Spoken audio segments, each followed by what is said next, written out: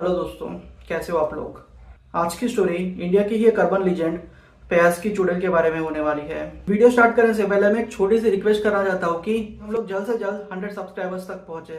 तो मेरे चैनल को सब्सक्राइब कर लीजिए और मेरे वीडियोस को लाइक कीजिए। जब मैंने इंटरनेट पे ये सारी चीज़ों के बारे में रिसर्च किया तो पता चला कि अलग अलग लोगों की अलग अलग थियरीज है इस फयाज की चुड़ैल के बारे में। कुछ लोग ये भी कहते हैं कि एक 20-25 साल की लड़की आती है आधी रात को एंड दरवाज़ा खटखटा के वो प्याज और रोटी मांगती है, और अगर गलती से भी कोई उसे प्याज और रोटी दे दे तो समझो उसकी मौत पक्की है। और इन सारी कहानियों में और एक कहानी भी है। तकरीबन 60 या 70 साल पहले कोई एक औरत थी जो कि लोगों को भीख में प्याज और रोटी मांगती थी और उसकी हालत बहुत ही खराब थी। तो बहुत सारे लोग ये भी कहते हैं कि वो औरत बहुत ही बुरी मौत मरी थी। अब उसके अंतिम दिनों में उसको किसी ने खाना पानी कुछ भी नहीं दिया था एंड वो जैसे कुत्तों की मौत मरी थी। उसके बाद से उस औरत को जिसने भी सताया था और जिसने भी भीख में उसे कुछ भी नहीं दिया था, वो लोगों को वो औरत सताने लगी और सिचुएशन ऐसी आ गई कि उस औरत ने ये लोगों को मार दिया। तब से वो स्टोरी बिल्ड होते होते इंडिया के अलग अलग स्टेटों में अलग अलग थियरीज हो गई। तब से ये प्याज वाली चुड़ैल का आतंक शुरू हुआ। खैर, हम लोग आते हैं आज की स्टोरी पे। आज की स्टोरी रमेश के बारे में है। रमेश बिहार के कोई छोटे से गांव का रहने वाला था। उसके परिवार में 2 बच्चे और उसकी बीवी थी जो कि बहुत ही खुश रहते थे एंड उनकी लाइफ बहुत अच्छे से चल रही थी। रमेश सारा दिन मजदूरी करता और घर आके और अच्छे से अपने घर वालों के साथ टाइम बिताता और अच्छे से उनकी लाइफ चल रही थी। बेसिकली कोई प्रॉब्लम नहीं थी। अब धीरे धीरे वहाँ पे ये बात फैल गई थी कि कोई औरत रात के समय आती है और दरवाज़ा खटखटाती है और प्याज और रोटी मांगती है। तो अब इसमें प्रॉब्लम ये थी कि अगर तुमने प्याज और रोटी दे दी तो अगले दिन तुम्हारी लाश मिलती है। अगर तुमने उस औरत के बात का जवाब दे दिया फिर भी तुम्हारी मौत पक्की है। तो सिर्फ इसका एक ही सोल्यूशन है कि रेस्पॉन्ड ही मत करो। अब रमेश का मानना यह था कि ये सारी चीज़ें फिजूल की है एंड बेकार चीज़ें हैं। होगा कोई चोर वगैरह चोर चकारी की होगी, उसकी वजह से लोग मर रहे हैं। बट अभी उसको पता नहीं था कि उसके साथ जो भी होने वाला है शायद उसके परिवार पे बहुत इफेक्ट गिरेगा। अब ये केसेस बहुत ही बढ़ चुके थे।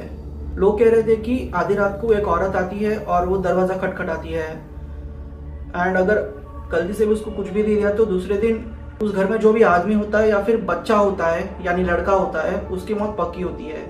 और ये चीज़ बहुत ही फास्ट फैल गई थी। आसपास के गांव के लोगों में भी बहुत सारे लोग मर रहे थे एंड रमेश के ही पड़ोसी घर में एक बच्चे की मौत हो चुकी थी। अब रमेश की जो पत्नी थी वो बहुत ही डर चुकी थी। अब उसको एक ही था कि चाहे कुछ भी हो जाए मुझे मेरे बच्चों को बचाना है। अब होता है ना कि अगर गांव में कोई प्रॉब्लम आ जाए तो पंचायत बिठाई जाती है। आसपास के 4-5 गांव वालों ने पंचायत बिठाई और सब में ये डिस्कशन चल रही थी कि आगे करना क्या चाहिए, क्योंकि अब इसका आतंक फैल गया था और लोगों को समझ में भी नहीं आ रहा था कि इससे एस्केप कैसे हो। क्योंकि चाहे कुछ भी करो, एक बार उसने आपके घर का दरवाजा खटखटाया तो समझो आपकी मौत पक्की है। तो जो भी पंचायत वाले थे उन्होंने डिसाइड किया कि चाहे जो भी हो जाए हम लोगों को गांव वालों की रक्षा करनी है। इसके लिए वो लोगों ने बड़े से बड़े पुरोहित को बुलाया और उनसे सोल्यूशन मांगा। बट अभी ये था कि उनके बीच भी ये केस नया था। तो फिर भी वो लोगों ने बोला कि अगर वो औरत गलती से तुम्हारे घर के बाहर आती है तो तुम लोगों को कोई रिस्पॉन्ड नहीं करना। फिर ये लोगों ने ये भी सोल्यूशन बताया कि जो गोबर होता है गाय का गोबर वो बहुत ही पवित्र माना जाता है, तो अपने घर के आगे गोबर का लेप लगा के ऐसे ही रख दो। अब ये चीज़ वर्कआउट भी करने लगी। बहुत सारे लोगों ने अपने घर के आगे गोबर का लेप बनाया और ऐसे ही रख दिया। अब ऐसा था कि ये जो घटना घट रही थी लोगों के मरने की वो बहुत ही कम हो चुकी थी। और ऐसा था कि जिसने भी गोबर का लेप लगाया था उसके घर में किसी की मौत नहीं होती थी। पर कुछ लोग ऐसे भी थे कि ये सारी चीज़ों पे नहीं मानते थे और रमेश भी खुद ऐसा था। तो रमेश ने भी उसकी पत्नी को मना कर दिया कि ये सारी चीज़ें मत करना, ये सारी फालतू की चीज़ें मुझे तो पसंद नहीं। खबरदार अगर ऐसा कुछ भी अपने घर के सामने लेप वेप लगाया तो। खैर, ऐसे ही कुछ दिन अच्छे से गुजर गए। एक रात की बात है, रात के कुछ 2:30 बजे थे। रमेश के आजू बाजू के ही घर की बात है। वहाँ पे सिर्फ एक औरत ही रहती थी क्योंकि बेसिकली उसका जो परिवार था दूसरे गांव कुछ काम से गया था। तो भोआयु की रात के 2:30 बजे किसी ने उसका दरवाजा खटखटाया। इसने फिर ज्यादा कुछ सोचा नहीं क्योंकि उसको पता था कि जो भी ये प्याज वाली चुड़ैल है वो सिर्फ आदमियों पे ही वार करती है। तो इसने फिर ज्यादा दिमाग में लिया नहीं। बाहर से एक आवाज आई कि भाई मुझे प्याज और रोटी दे दे, मुझे खाना खाना है। अब ये जो औरत थी उसको पता नहीं क्यों दया आई उस पे जिस तरीके से उस औरत ने उसे बाहर से बुलाया, लाइक वो थोड़ा इमोशनल हो गई कि अरे यार जाने दे, क्या ही होगा ज़्यादा से ज़्यादा, मुझ पे क्यों ही अटैक करेगी वो, वैसे ही मेरा परिवार दूसरे गांव में है। शायद यही उसकी सबसे बड़ी गलती थी। उस औरत ने जब दरवाज़ा खोला, उसने देखा कि एक औरत जिसकी उम्र 40 से 50 साल के बीच में है, वो हाथ फैला के उसे रोटी और प्याज मांग रही थी, और उसके कपड़े भी नॉर्मल गांव वालों के जैसे ही साड़ी वगैरह पहनी थी और थोड़ी धूल वगैरह थी उसकी बॉडी पे। अब इस औरत को ही अंदर से हंसी आ रही थी कि अरे यार ये गांव वाले कैसे हैं कि एक ऐसी औरत को ये लोगों ने चुड़ैल समझ लिया। फिर इस औरत ने एक रोटी दी और 2 प्याज दिए, और जो प्याज वाली चुड़ैल थी उसने भी फिर वो चीजें ले ली और स्माइल करके पीछे मुड़ के अपनी पीठ दिखा के उस घर के बाहर निकल गई। अब ये औरत भी अंदर अंदर फील हो रही थी कि मैंने कितना अच्छा काम किया है और कितना ढेर वाला काम किया है, दूसरे दिन गाँव वालों को इस सारी चीज़ों के बारे में बताऊंगी। पर अभी उसको पता नहीं था कि उसके साथ बहुत गलत होने वाला है। दूसरे दिन की बात है, उसे खबर मिली कि उसका जो छोटा बेटा था वो मर गया। उसका शरीर एकदम पीला पड़ चुका था। अब लोगों ने यह अंदाजा लगाया कि शायद उसको पीलिया हुआ होगा, इसलिए वो मर गया होगा। अब ये लोगों को पता नहीं था कि इस औरत ने एक रात पहले क्या कांड किया था। फिर इस औरत ने रोते रोते गांव वालों को बताया कि उसने ये सब किया था, इसकी वजह से वहां पे उसके बेटे की मौत हो गई। अब ये चीज सुन के लोगों के अंदर इतना डर फैल गया था कि वो रात में किसी को भी खाना या फिर कुछ भी नहीं देते थे। पूरे गांव में ये ऐलान हो गया था कि अगर रोटी दो तो प्याज मत देना, और अगर प्याज दो तो रोटी मत देना, दोनों का कॉम्बिनेशन तो बिल्कुल मत देना। अब ये लोगों के बीच में भी बहुत डर फैल गया था। ये सारे डर के बीच में रमेश एक अकेला ही था जिसको कभी डर लगा ही नहीं। तो अगली बारी उसकी थी। तकरीबन 10 या 15 दिन तो किसी को कुछ भी नहीं हुआ। फिर एक रात आई जब रमेश के दरवाजे पे किसी ने दस्तक दिया। जब रमेश ने टाइम देखा तो रात के 3:30 बज रहे थे। अब उसको लगा कि शायद कोई गाँव वाला ही होगा, पर उसका ये डाउट तब क्लियर हुआ जब बाहर से आवाज आई कि भाई थोड़ी रोटी दे दे, कि भाई थोड़ी रोटी और प्याज दे दे। बस, और क्या था।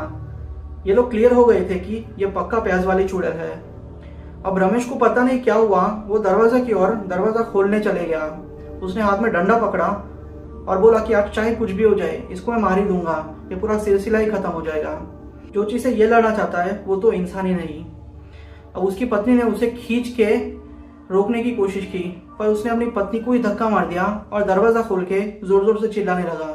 वो बस एक ही चीज बोल रहा था कि चली जा, तू यहाँ से चली जा, तेरी वजह से हम लोगों को बहुत प्रॉब्लम्स फेस करनी पड़ रही है, तेरी ये तेरी वो। पता नहीं उसने कितनी गालियां दे दी होंगी उसको।